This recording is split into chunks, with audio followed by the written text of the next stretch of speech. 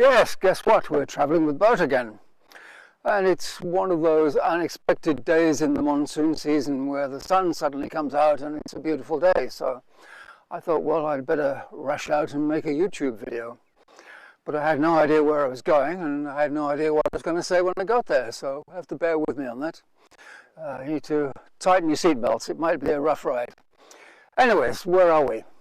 A place called Laem Prathap, which is about 30 minutes north of home. And you might remember from earlier videos that Laem I usually translate as peninsula.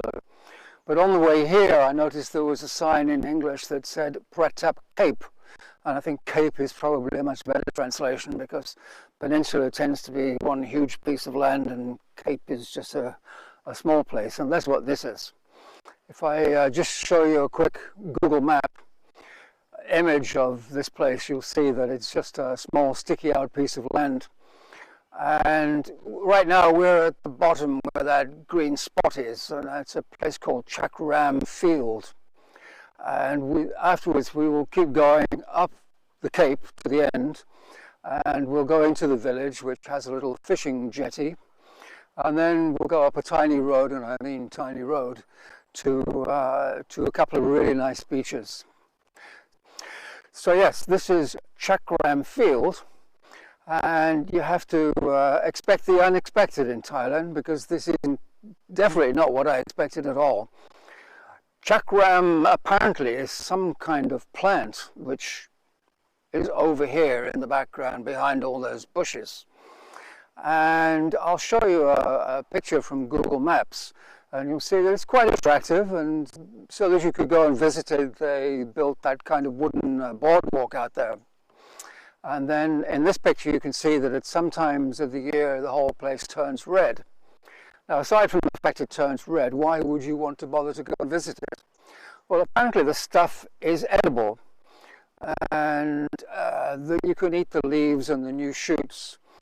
And they taste apparently kind of salty. I've never tried them, but they taste salty, which is not too surprising as they're growing in salt water. The sea is just here, as you will see when we go to see the sea. And so they built this boardwalk so that people could come and look, and they could presumably help themselves to the leaves, and it goes in curries and dishes like that.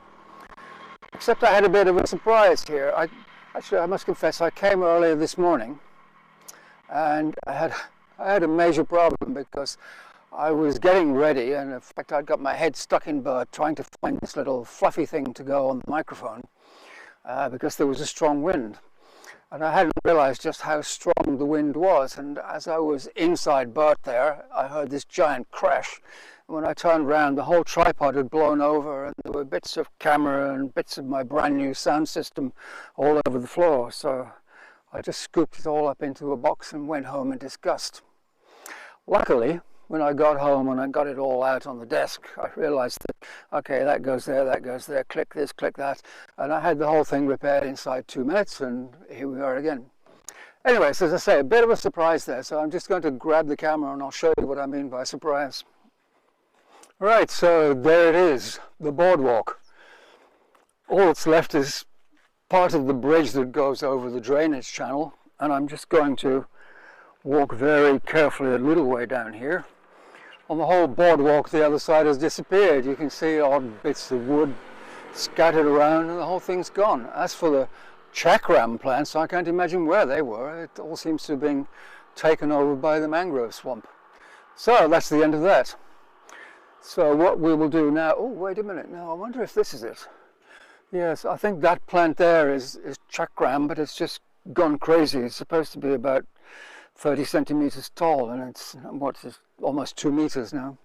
But I think that's what the stuff is, so at least you've seen it. Okay, so we'll head back to Bert, who's hiding in this giant parking lot here, which I assume was built because they were expecting millions of people to come and visit the Laem Field. And also over there, if you can just see hiding in the bushes over there, there's a building that looks like it would have been a restaurant or something like that, but as far as I know, it's never been used. So yeah, we'll head back to Bart, and we'll find something more interesting. We'll go off into the tiny village and see what we can find there. Okay, well, this looks a little more interesting. This is obviously the fishing village. A whole bunch of long-tail boats not doing anything. But they also do tours. You can go from here to watch the pink dolphins, or you can go fishing.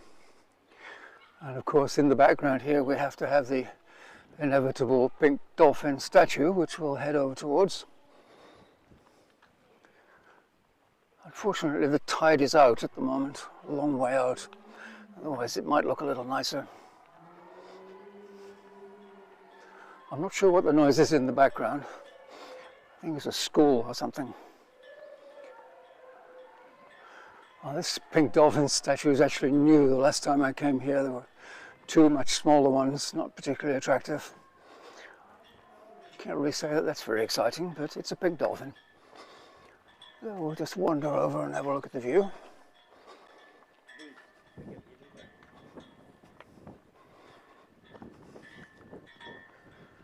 It's a shame it's not clear today. We need a nice blue sky, but that's just doesn't happen very often at this time of year.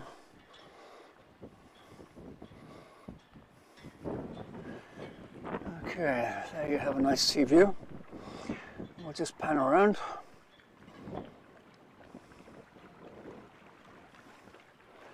Back to the pink dolphin. Then behind us there's some kind of temple. I'm not sure how you get up there. And probably the view is better from up there, so we'll try to find some steps somewhere. Yep, there's steps.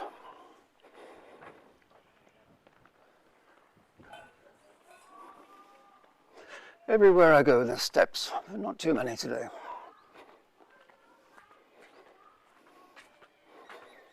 Somebody once tried to persuade me to go to the Tiger Cave Temple in Krabi. There's 1,073 steps, so I decided not to do that. Okay, here we go. Must be polite and remove shoes.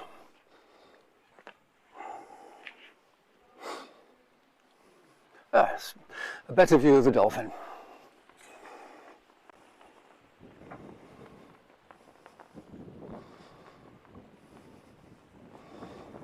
Okay, it's quite attractive. We'll just come around and have a look at what's here. A statue of somebody important, probably Prince of Chumpon, and some smaller statues. Okay, not too exciting. So we'll go back to Bart and then we'll head out to the beach, and hopefully the sun is still shining when we get there. So I thought I would show you the drive from the fishing village down to the beach. As I said, it's very narrow roads. This one here, this is actually the main road through the village, the one that we're just turning onto now.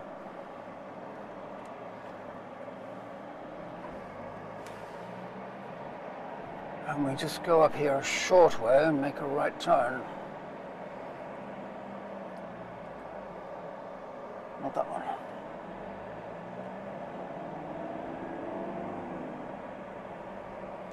Okay, this is the one. A nice new resort, I think you can see there, just ahead. Quite a nice place to stay. And then we have to go down this even smaller road here. And I'll do it now before I forget, but I really have to fold in the door mirrors, otherwise they're likely to get knocked off.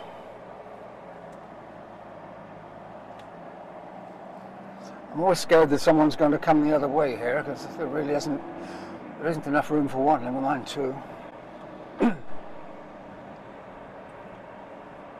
have a feeling I'm the only one who ever comes down here in any kind of vehicle.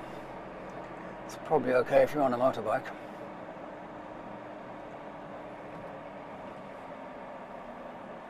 Did I say narrow or did I say narrow? Oh, and by the way, I can see you back there, you know, so just behave, will you? I know what people get up to in the back of trucks and cars. It's Sunday morning, don't forget. Don't want to get us banned from YouTube. So as I mentioned, there's actually two beaches. The first one is on the right here, but I'll visit that one on the way back because I don't want to make a hairpin turn. We'll just go up here a little ways.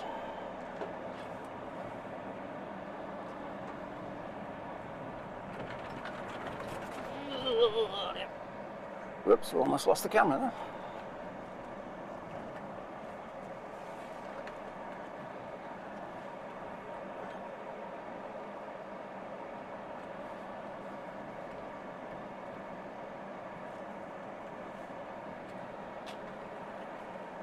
It's also quite bumpy, did I mention that?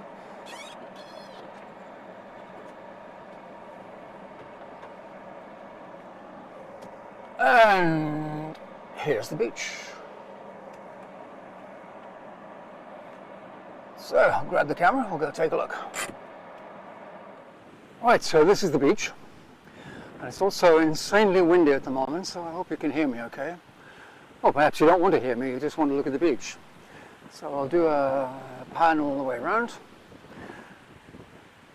Again, it's a shame it's not really bright because the sun can be a spectacular blue and the sand looks amazing. Whoa, did I say windy? There's a ship out there that looks like it's on fire. There's a hell of a lot of smoke coming from that. Can you see that? Anyway, moving around again. More ships. Those are the ferries going over to Koh Samui. And here we come to the end of the beach. And I don't know if you noticed from the map, but there's actually a series of these sticky out bits. So there's lots of little bays, but many of them you can't get to unless you have your own boat. There's no way to get to them by land. So we'll very quickly scan around and I'll show you what it looks like behind. Because there's a really big hill at the back there, lots of palm trees. Typical tropical view. We'll come around. The boat is hiding in the bushes there somewhere. Oh yeah, there he is. And back to where we started. So I'll just drive you down to the other beach. I don't think it's quite as nice, but your mileage may vary. We'll take a look. Yeah, so this is the other beach, better known as the other beach, and I think it's smaller. No, maybe it's not smaller than the first one. I think the other one though is more attractive. I don't know why. It's just a nicer bay, and I can pan around and you can see that the beach does come quite a long way across. And it's very nice, very relaxing. Still nobody here, always deserted here, so always a nice place to come. So I guess you've seen it now. It's a pity about the Chakram field, because we didn't spend very long there. I thought we would. Anyway, it's for now it's goodbye from boat over there, and it's goodbye from me. And goodbye.